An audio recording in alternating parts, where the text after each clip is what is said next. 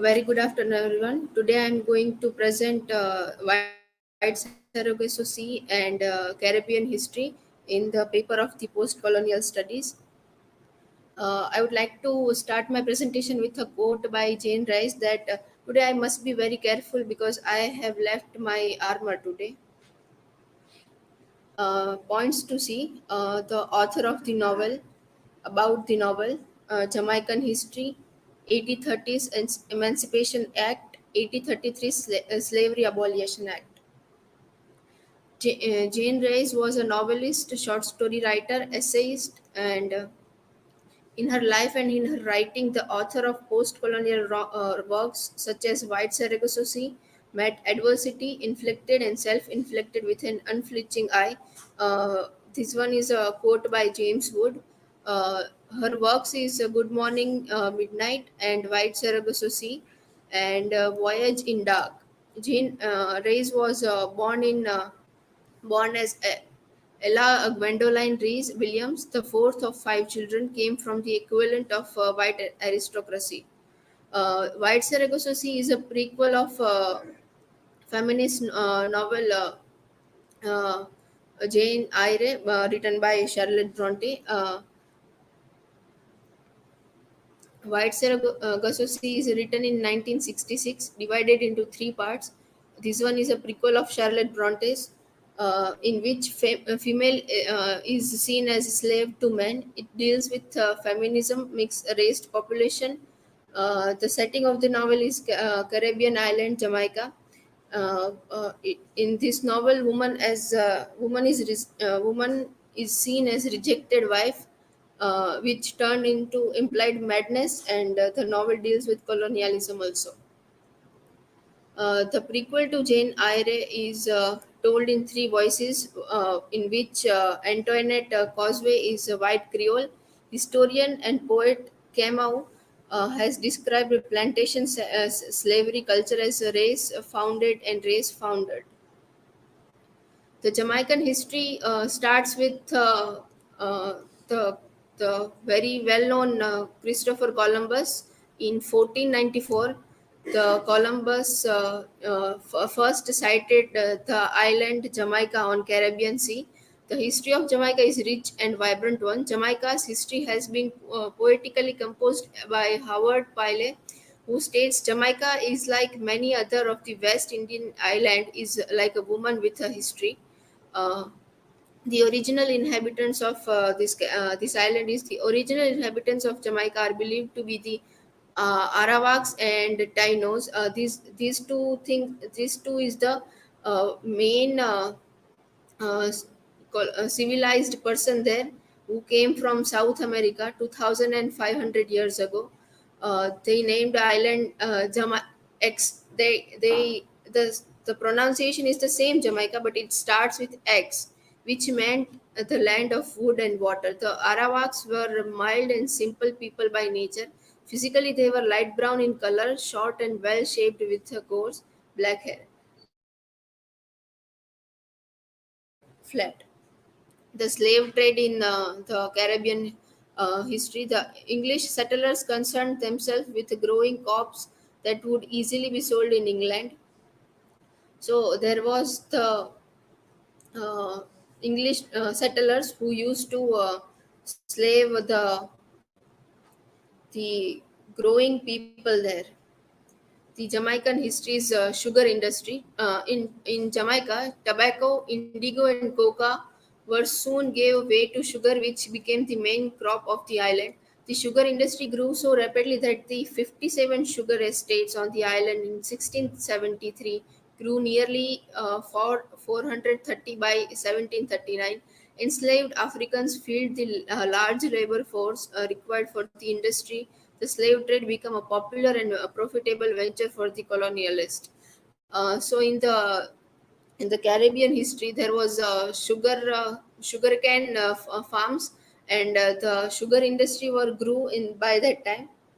The colonists were impressed with the performance and endurance of the Africans, as well as the fact that African labor was cheaper and more promising. They continued to ship Africans to the West Indies to be sold to planters who forced them to work on sugar plantations. the Slavery Abolition Act in 1833, which was for the given by the British colonies to these slaves, but it took a while, a lot time. In 18 in 1835 around it rose, and the final declaration was given by that that president of British Emancipation Act. When full of emancipation came in 1838, a system that had been tried and tasted in Caribbean since the 16th century came to an end. Slavery had within itself the seeds of its own destruction, whether because slaves resisted it or whether the emergence of the new style of capitalism rendered slavery or incompatible with British industrial society, or whether the merging of philanthropy with vigilance, religion helped to frame an ideology that was astonishing to slavery. Emancipation in 1888 by a group of five black Jamaicans who pointedly denied with participation.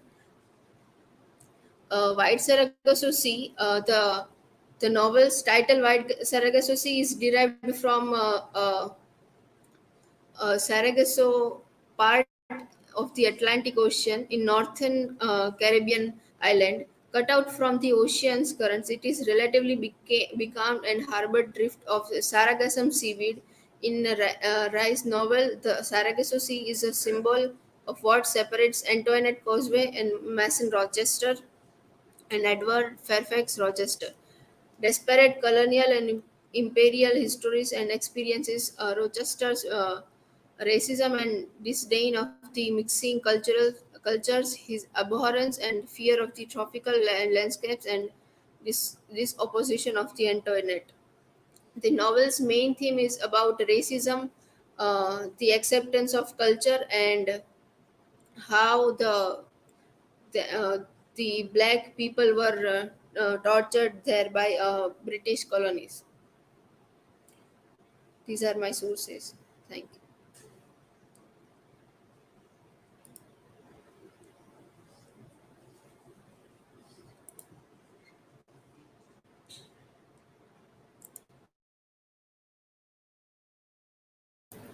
So, Vachalata, my question is there any changes in the situation of slaves after the Slavery Abolition Act was implemented in the novel as well as in the general? Yes, there is definitely the change after this Slavery Abolition Act, and when this act came, this was for the people were concerned about it, that they get free from that slavery. So it came in 80 in 19th century. It came in the side of slaves.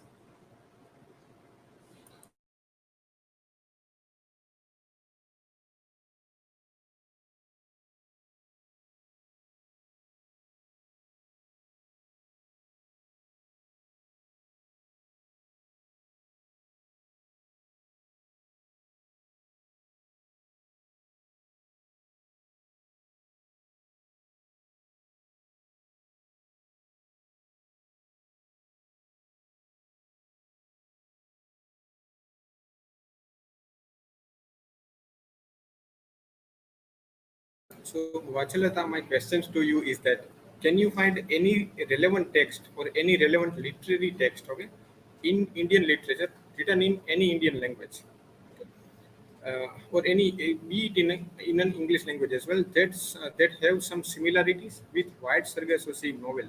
So, do you have any reference of any Indian text that have some similarity like with this novel White Sargasso Sea? Thank you.